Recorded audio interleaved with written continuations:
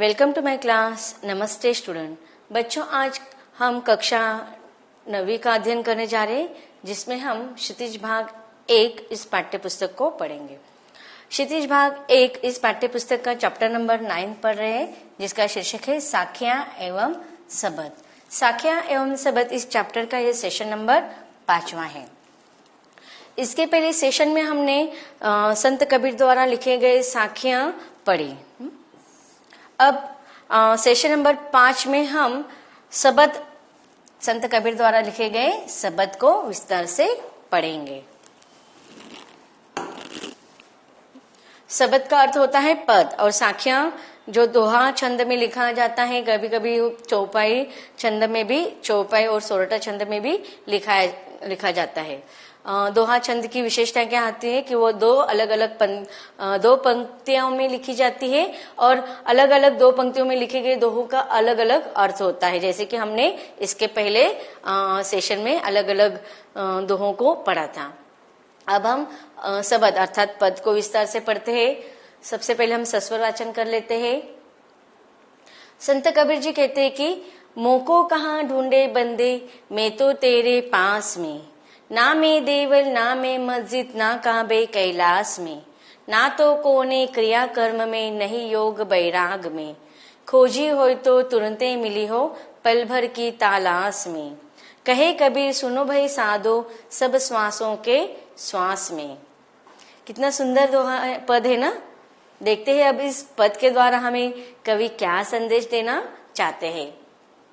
संत कबीर जी कहते हैं कि मोको कहाँ ढूंढे बंदे, मोको मुझे, ढूंढे ढूंढना, बंदे मनुष्य मानव, मैं तो तेरे पास में। अब देखिए प्रभु ईश्वर अपने भक्त से कह रहे हैं, मानव से कह रहे हैं कि मानव जो ईश्वर की खोज में यहाँ वहाँ जाता रहता है, कभी इस स्थान पर जाता है, कभी उस स्थान पर जाता है, तो ऐसे भक्त को संत कबीर क्या कह रहे हैं कि ईश्वर कह रहे हैं, ऐसा दर्शाते हुए कहते हैं कि हे बंदे अर्थात हे मानव, मोको कहाँ ढूंढ रहे, मुझे कहाँ यहाँ वहाँ ढूंढ रहा है, मैं तो कहाँ हूँ, तुम्हारे पास ही में हूँ, ना में देवल ना में मस्जिद ना काबे कैलाश में। अब देखिए मनुष्य ईश्वर को कहाँ कहाँ ढूंढता है, कहाँ कहाँ उसकी खोज करता है। इसका उदाहरण देते हुए कवि कहते हैं कि ईश्वर को मनुष्य कहाँ ढूंढता है, देवल में, देवल देवालय या मंदिर, टेम्पल, मस्जिद। कि देखो ईश्वर, जो हिंदू धर्म के लोग होते हैं अपने भगवान के ईश्वर की आराधना मंदिरों में करते हैं, और मुस्लिम धर्म के जो लोग होते हैं वह अपने ईश्वर की आराधना मस्जिद में जाकर करते हैं। काबे कैलाश, कैलाश पर्वत देखो, हम कैलाश पर्वत का नाम है जो हिंदू धर्म का महत्वपूर्ण तीर्थ स्थान माना जाता है। काबे भी, काबा कि यहाँ काबा भी मुसलमान धर्म के लोगों का महत्वपूर्ण तीर्थ स्थान माना जाता है। तो कवि कहते हैं कि बहुत सारे लोग मुझे कहाँ ढूंढ रहे, कुछ लोग मुझे मंदिरों में ढूंढ रहे, तो कुछ लोग मुझे मस्जिद में जाकर ढूंढ रहे, तो कोई मुझे कैलाश में, काशी में, या ऐसे अलग अलग तीर्थ, काबा में, ऐसे अलग अलग तीर्थ स्थानों पर जाकर ढूंढ रहे हैं।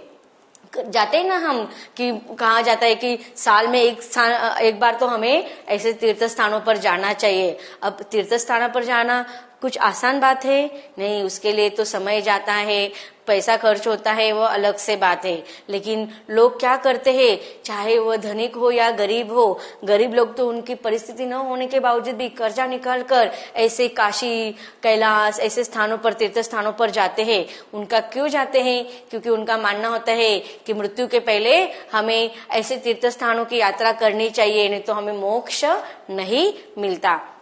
तो मोक्ष प्राप्त करने के लिए लोग ईश्वर को ढूंढने के लिए, ईश्वर की खोज करने के लिए काशी, कैलाश, अलग अलग तीर्थ स्थानों पर जाते हैं। कुछ लोग ईश्वर की खोज कहाँ पर करते हैं, ईश्वर को मंदिर में ढूंढते हैं, कुछ लोग मस्जिद में ढूंढते हैं, और कुछ लोग तो क्या करते हैं, उसका वर्णन आगे कवि कह रहे हैं कि ना तो कोने क्रिया कर्म में, क्रिया कर्म जो मिथ्या आडंबर होते हैं, धार्मिक विधियां होती है। अब देखिए अलग अलग मौसम होते हैं, हम साल के 12 महीने होते हैं, तो कुछ लोग कहते हैं कि यह महीना अच्छा होता है, वो महीना अच्छा होता है, उस महीने में हमें ईश्वर की आराधना करनी चाहिए, हमारे धार्मिक ग्रंथों का वाचन करना चाहिए। अब देखते हैं हम, अब देखिए साल के 12 महीने होते हैं, लेकिन अलग अलग धर्मों के उन 12 महीनों में से केवल एक ही महीने में एक विशेष स्थान होता है कि उस महीने में कोई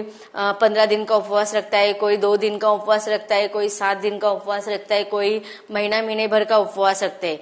तो उसी महीने में ही क्यों उपवास किया जाता है? साल भर के तो सारे महीने तो समान होते हैं, सारे अच्छे होते हैं, लेकिन हम मनुष्य ने ही तो ये भेदभाव किया है ना।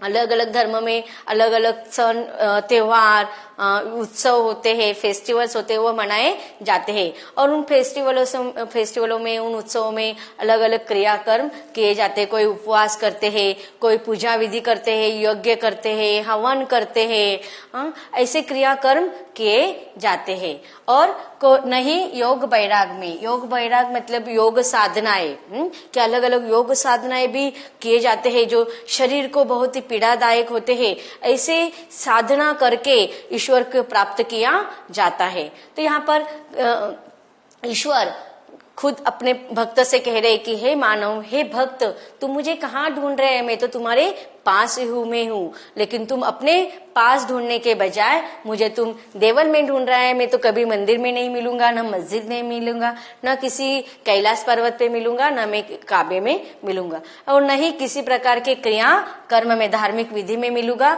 न ही मैं योग वैराग में मिलूंगा, क्योंकि ये तो मिथ्या आडंबर है, ये तो बाहरी दिखावे की चीजें है। इन सारी चीजों से तुम्हें ईश्वर की प्राप्ति नहीं होने वाली है। और ईश्वर की प्राप्ति करना है तो तुम्हें क्या करना चाहिए है? खोजी हो तो तुरंत मिली हूँ पल भर की तलाश में।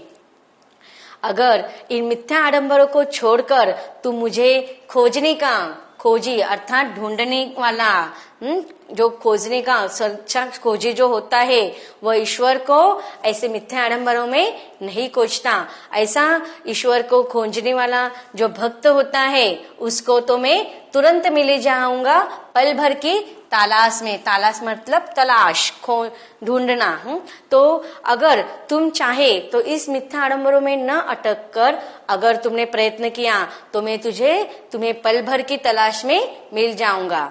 कहे कबीर सुनो भाई साधो, सब श्वासों की श्वास में। मैं तो नहीं किसी मंदिर में, ना किसी मस्जिद में है, ना मैं किसी क्रिया कर्म में हूँ, और न ही किसी भी योग साधना में हूँ। लेकिन तुम चाहो, अगर मुझे ढूंढना चाहते हो तो मैं पल भर की तलाश में तुम्हें मिल सकता हूँ। कहाँ पर मिल सकता हूँ? कि सब श्वासों की श्वास में।